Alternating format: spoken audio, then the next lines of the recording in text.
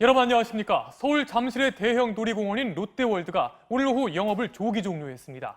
그제 친구들과 놀러 갔던 고등학생이 코로나19 확진 판정을 받은 사실이 확인된 겁니다.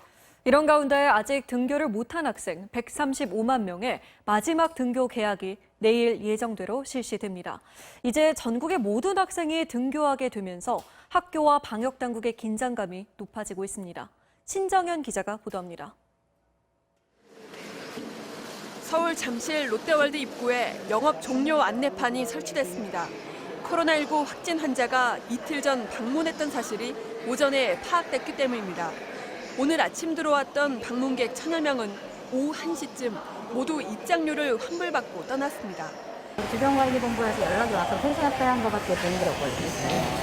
서울 중랑구의 고3 학생인 확진자는 그제 친구들과 지하철을 타고 와 정오부터 9시간가량 머물렀습니다. 지난달부터 등교 수업을 진행한 해당 학교는 확진 소식이 전해지자 내일부터 사흘간 원격 수업으로 전환했습니다. 인근 보건소와 의료원에 마련된 진료소에서 밀접 접촉자에 대한 검사가 시작됐고 내일 학교 운동장에 선별진료소를 설치해 나머지 학생과 교직원을 검사할 예정입니다. 밀접하게 접촉한 150명에 대해서는 오늘 내로 다 검사를 하고 학생 전원, 교직원 전원은 내일 다 검사 완료하기로 했습니다. 학생들의 집단 감염으로 불안감이 커지는 가운데 내일 마지막 4차 등교가 시작됩니다. 중학교 1학년과 초등학교 5, 6학년이 대상입니다. 이미 학교들 대부분이 격주제와 격일제 등으로 원격 수업을 병행하지만 공식적으로는 전국 595만 명이 모두 학교에 나가는 겁니다. 등교 수업은 우리 아이들의 학업과 행복을 위해 반드시 달성해야 하는 중요한 과제입니다. 지역사회의 감염이 확산되면 학교도 위험해질 수밖에 없습니다. 지난달 20일 순차 등교가 시작된 뒤 학교 내 2차 감염은 아직 없었습니다. 그러나 원칙적으로 모든 학생의 등교가 시작되는 내일부턴 학교 내 2차 감염을 막기 위한 교육당국의 긴장감이 높아질 전망입니다. MBC 뉴스 신정현입니다. 새 확진 환자는 이틀 연속 50명을 넘어섰습니다. 특히 걱정되는 건 감염 경로를 알 수 없는 깜깜이 환자가 늘고 있다는 겁니다. 하지만 정부는 일단 사회적 거리 두기로 돌아가지는 않고 지금의 생활 속 거리 두기를 유지하기로 했습니다. 박종욱 기자가 보도합니다. 오늘 0시 기준으로 신규 확진자는 57명. 대부분인 53명이 국내 지역 발생인데 대구 확진자 1명을 제외하곤 모두 수도권에서 나왔습니다. 경기 용인의 교회 관련자가 7명, 건강용품, 방문 판매업체 관련 확진자와 쿠팡 물류센터 집단 감염도 각각 3명씩 늘었습니다. 대규모 확산으로 진행되는 것은 맞고 있으나 추적 속도가 확산 추이를 충분히 따라잡지 못하여 환자 발생은 계속 늘어나는 상황입니다. 실제 지난 2주간 신규 확진자 수는 하루 평균 39.6명으로 이전의 증가세를 큰 폭으로 뛰어넘었습니다.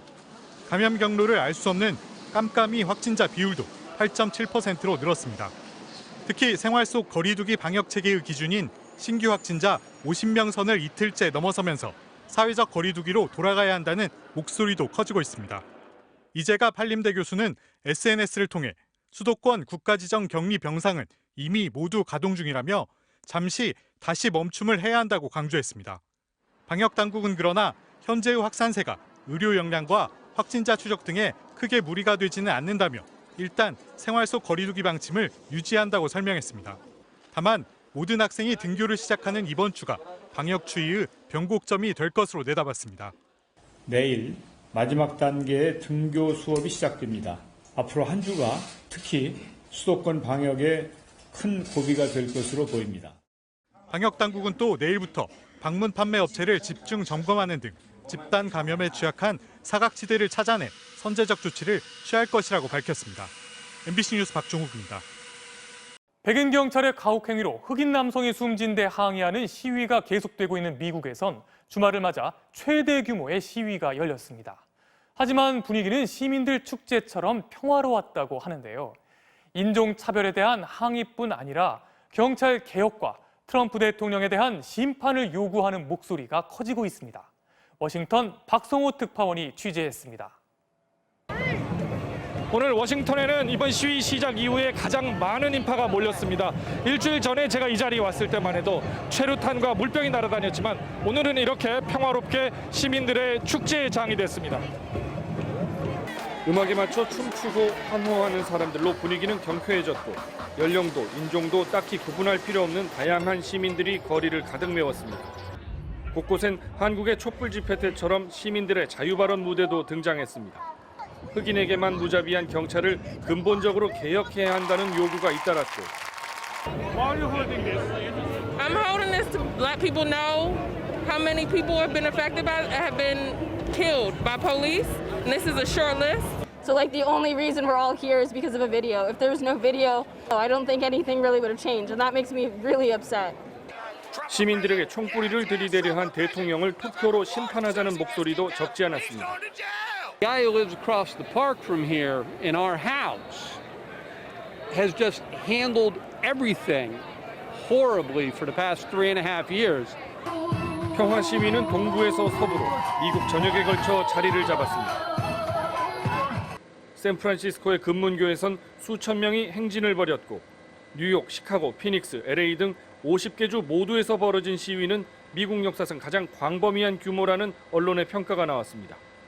하지만 트럼프 대통령은 심야의 트윗을 통해 워싱턴의 예상보다 시민이 훨씬 적게 왔다며 시위는 깎아내리면서 주 방위군, 경호대, 경찰이 환상적으로 일했다며 시위 대응은 치켜세웠습니다.